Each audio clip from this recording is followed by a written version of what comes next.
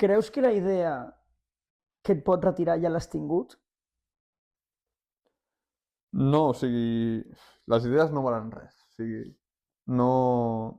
Necessites poder executar una idea perquè la idea valgui alguna cosa i l'únic que importa és l'execució, no? Llavors, idees, doncs en tinc moltes, com molta gent, però necessites realment tenir la capacitat de portar la idea a la realitat.